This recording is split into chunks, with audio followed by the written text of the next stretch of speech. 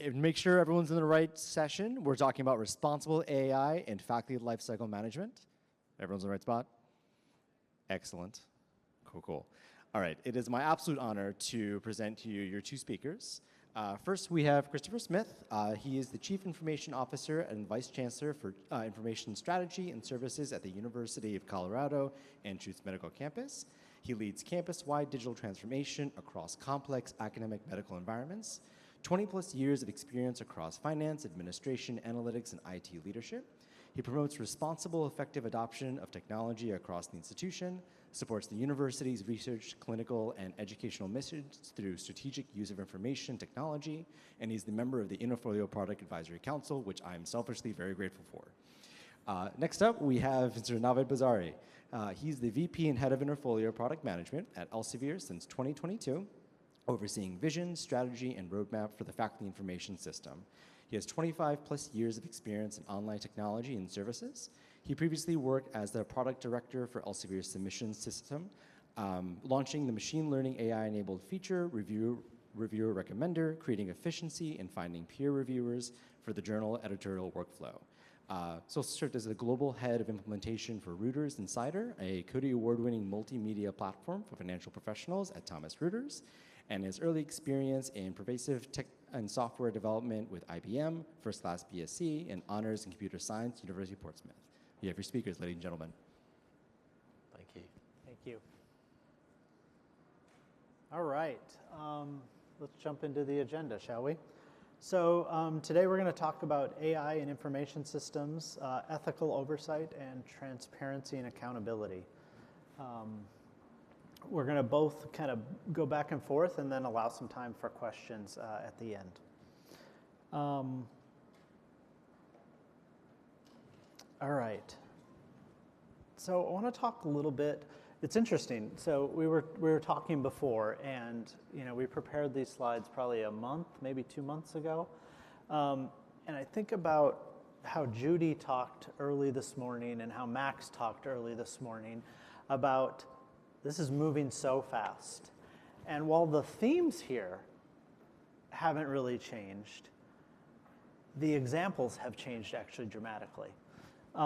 So much continues to happen in terms of AI and technologies, but our responsibilities remain steadfast through this. So might modify things a little bit as we go, but here we go.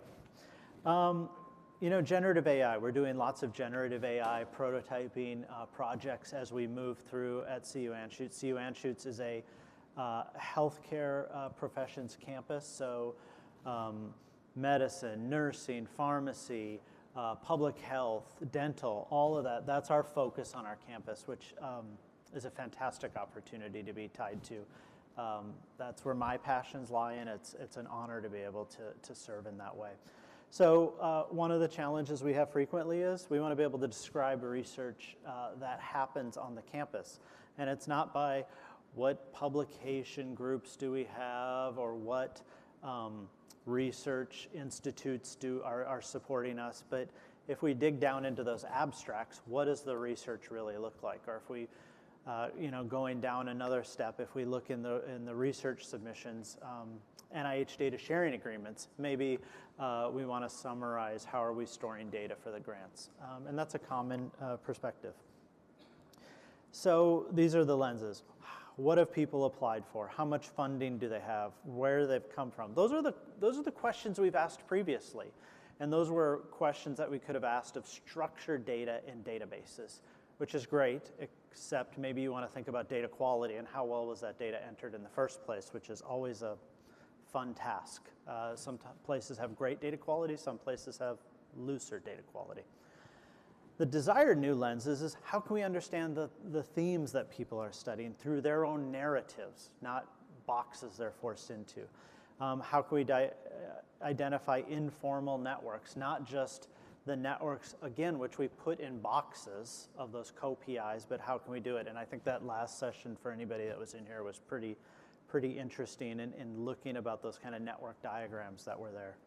I'll tell you, I understood most of it, not all of it, and I look forward to having more conversations with those folks. And then how can we analyze use of institutional resources. So another one that's usually buried in those grant applications or buried in those narratives is our use of core services on the campus. And if you sit on both sides of the table for cores, holy cow, to try to track everybody that uses you and then show the value of your core in grants or publications, it's almost impossible. So how can we think about that? So, one of our prototype projects was take the grant packets, split it into manageable PDFs because you have to figure out what that frame size is for tools. Use Power Automate. So let me put a wrapper around this. We've talked about this a lot. You want to do things in a safe way. We are primarily a Microsoft campus. All of our tenants in Microsoft are secure, safe areas to do AI discovery. That means any data that's put in it, we have from public data all the way through HIPAA data, so highly confidential and through HIPAA. Anybody on the entire campus can use that and feel safe that they know it's in a protected enclave. So even patient data they can put into our Microsoft tenant. So we use Power Automate, then we put it into structured data into Copilot, and we use Copilot to interrogate it to be able to use those results so you can agentify it and be able to dial it in. So this was just one of those, and we're using it both in our innovations group and our research group. It's interesting, but what did we learn? So every output and trial really is a valuable learning experience, and what does that mean? Is it perfect? Definitely not. And I think what it teaches all of us, and as we iterate through this experiment that we call AI, it's not an experiment, it's coming, but what it is an experiment is organizational development, and how do we teach people in our organization to really understand both the benefits and the challenges of AI. And that means skepticism is a good thing. It's good to be skeptical. It's good to interrogate that which you are given, just like if you go outside and ask somebody for directions, or you say, hey, what is this? Maybe ask a follow-up question. Came from Iowa, that's not necessarily, oh, sorry, told me not to touch my chest.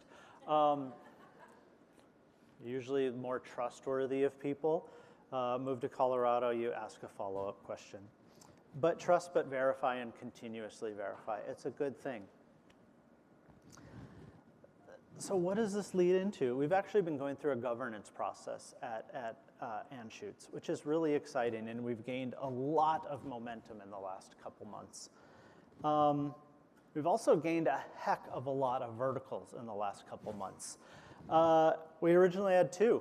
Well, it turns out everybody wants to be involved. I think that's partly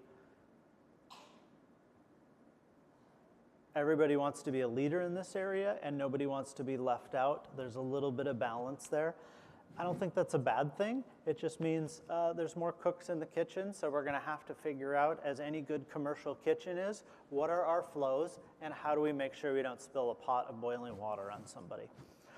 So we've got each one of these verticals, and there are leadership teams in each one of those verticals. So what's changed in the last probably 3 weeks is governance across verticals. What we found is that doesn't really resonate. It's actually strategy across verticals. How do we bring strategy together so we're aligning with each other and using the same terms?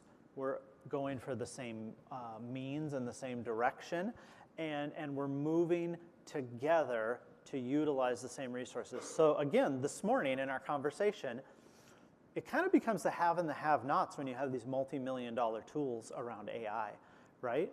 And even though we are a multi-billion-dollar organization, we don't have those funds are very diffuse. So we have to really get together and figure out, how do we pool our resources, pool our AI talent, pool all of that together, so where we can share across each other, we share across each other. Whether that's tools, whether that's knowledge, whether that's education, let's share together and move it. We're not a top-down organization, we know that, so we have to do it in this manner. The other thing you'll notice, I'll touch on just really quick, is AI is highly reliant on good data. That leads into good analytics, and it's also tied into every single application that it seems like we buy anymore, whether we program or configure that application or whether we acquire it. So we should put every one of those in, and every single vertical ties into that. So what have we decided, at least this early on, is we determine our destiny. It is our responsibility to decide where we go. What's not on here, and we've added recently, this is human first. AI might help us, but we cannot abdicate that responsibility, and we're going to talk about that. I'm excited about that. We're going to talk about that even more. But it's an assist. We can't abdicate to it. We saw that in the last presentation again. We may use it to speed up some of our work, but we're always responsible for the output. Governance focuses on enablement. It's not a land of no's, it's a land of how do we enable people. So anybody that knows me really well knows I love to drive fast. So the really cool thing about the Autobahn, and why does the Autobahn work? Because the rules are super clear. You don't drive 70 miles an hour in the left lane on the Autobahn, you drive 150 miles an hour in the left lane in the Autobahn. The rules are clear, and that's what we should do here. So guardrails are in place, they speed up, and this is a place for prioritization, aligning quickly. We can't just be stopped and not knowing and say, well, we're gonna wait till we get security perfect, or we're gonna wait till we get technology perfect, because when we do that, people will go around us. I'm a go-around person. A lot of faculty are a go-around person. We've got to move fast. So this is how we do it. I'm happy to have a conversation. I want to make sure we leave time for folks to ask questions. But it's a partnership between multiple entities to be able to have that collaboration, assess our environment to understand what works. It clearly doesn't work the same across everywhere. And don't be afraid of change. I'll tell you what, the amount that this has changed in the last 4 months, the deck that's back there with that org chart, I think there's 20 versions of that slide. And that happens, I have a conversation with the chancellor, he's like, yeah, I think we should change this. Okay. And then I walk back into his office and say, guess what, I'm throwing an Audible today. He's like, okay. And we just go back and forth and play ping pong that way. Sir. Thank you very much. So when Chris and I actually started to talk about this idea for this presentation, it came out of the fact that AI is moving incredibly fast, and we haven't got an AI feature specifically available in Interfolio yet. And here we are, getting all of our customers together and our partners together to talk about Interfolio. Thought, well, we have to have a topic around AI, right? But it's important, I think, in the context of AI, to recognize that there are risks as well. Mm-hmm. And the word here, reckless AI, that was a terminology that I actually heard for the first time from Chris, and I thought that's a really good way of distinguishing between what we tend to talk about as being, our desire to have responsible AI, but what is the opposite of that? Is it irresponsible, or is it actually, I think, for clarity reasons, reckless is a much better word to describe it. So I think this is a very powerful technology, and it's constantly evolving. It's not a brand new technology. Again, going back to my computer science days in the late 1990s, we talked about AI at that time as well. But the pace of change now, it's incredible. And in particular, the types of AI that we're talking about now is very different to the types of AI. It's probabilistic AI. It's all about, as we heard this morning, about statistics and about filling the gap in the next word. So there's got to be a bit more cautious around it, and I think that's why this topic is important before we get into feature development. So just thinking about why responsible AI, I mean, it's ultimately about increasing positive impact and preventing negative impact on the users that we serve, whether it's administrators or faculty members. So it's making sure that by doing that, you continue to build engagement in the system and build that trust. If you attended my roadmap session this morning, you would have heard me talk about how we're trying to develop tooling to help with faculty members adding data to the system. We're not going to add data to the system if they think that data is going to be used irresponsibly, whether that's for training AI models or anything else. They're not going to add data to the system if they think it's going to take them a long time and effort away from what they want to be doing. So for me, responsible AI matters because without it, we can't engage users into the technology that we're building. So hopefully, I should mention this at the beginning, but we've got a poll coming up. So hopefully you've got your session added to your mobile. I would be really interested to hear what your perspective is around the opportunities that you see for AI. So if you open up the first poll, the options that you have there for the FIS is helping reducing manual data entry, natural language search to make discovery easier, reporting, again, natural language reporting to make it easier for you to get data out of the system, workflow automation, whether it be in the review, promotion, tenure, or in data collection. We've talked about automation before. Can it help there? Recommendations, predictive analytics, so identifying patterns or risks, and supporting with decisions around faculty performance and assessment, or is it some other area?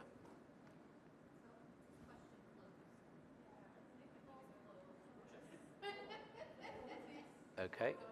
AI took it over. I think this is just being worked on in the background to see if we can fix it.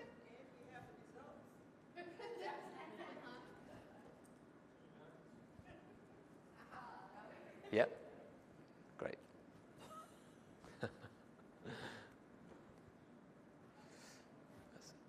AI.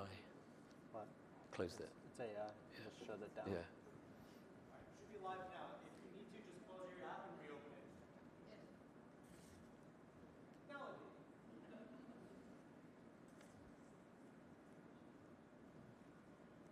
Oh, there we go. Excellent. Oh, that's not surprising.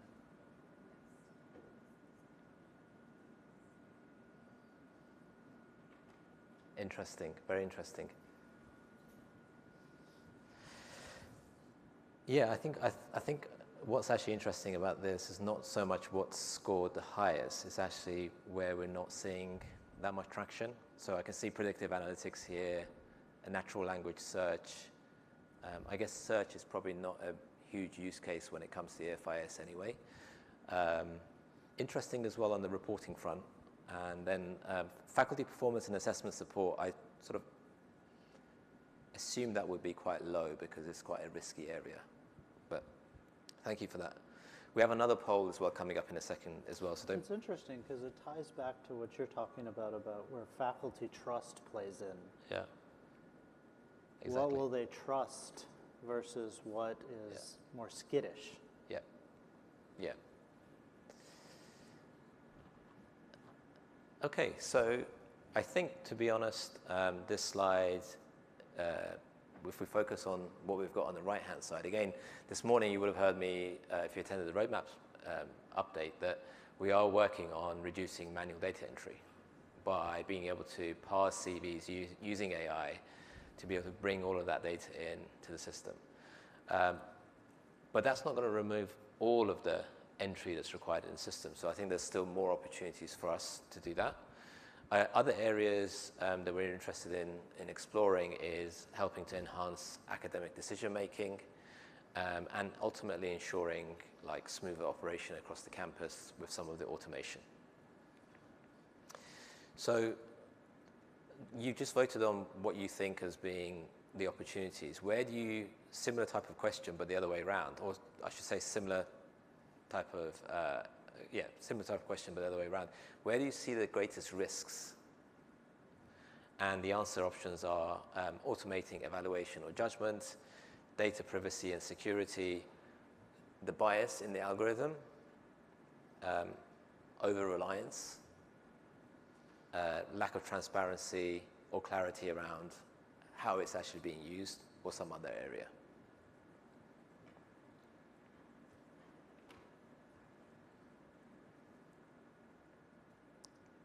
What's interesting, I think, here is that there's a response from for each of these options, right? So there's lots of risks,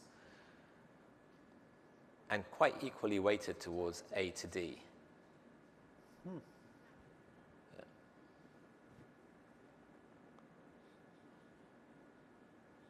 Okay. see the data seems to be stabilizing now. So automating evaluation or judgment and misusing or over-reliance on generative AI as being the top.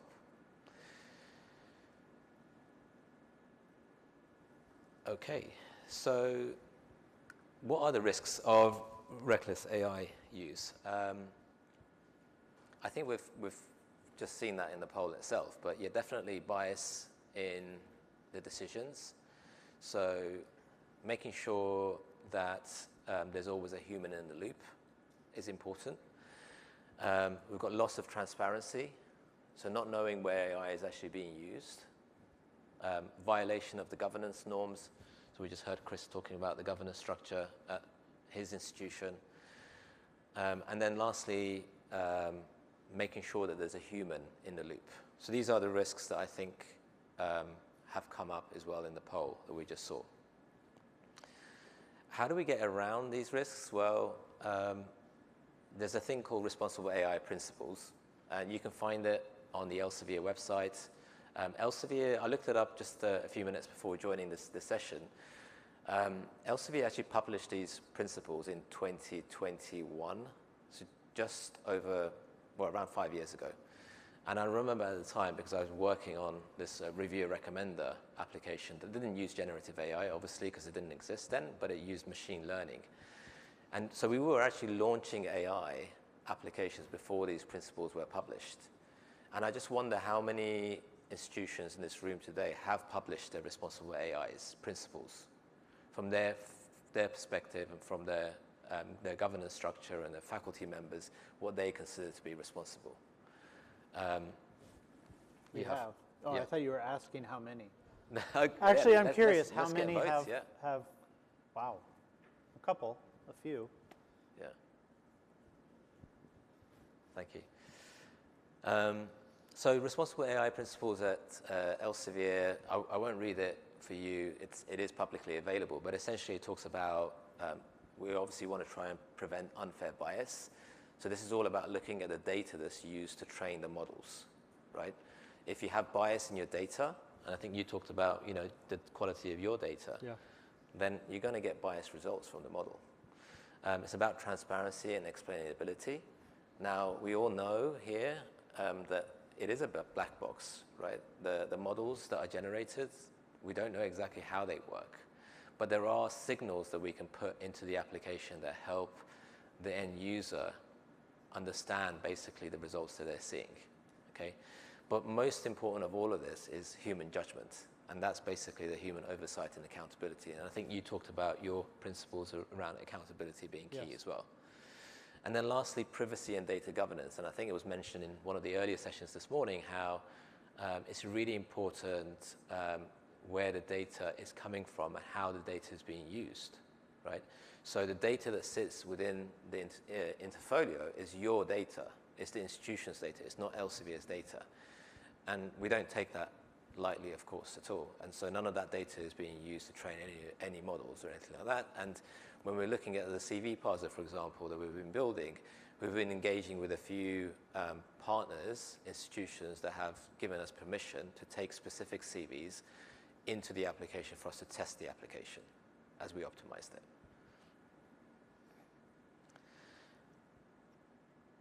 So needless to say that at Elsevier, if we take those principles, they apply to anything that we develop, whether it's in Pure or SciVal or Interfolio. We have a central team that helps ensure that those principles are being applied. And there's obviously a lot of documentation that goes into place, and there's a lot of oversight from our legal teams as well to make sure that these are being applied to Interfolio. But to just give you some examples, we've talked about the CV import. We kind of see that as a low risk, high value area.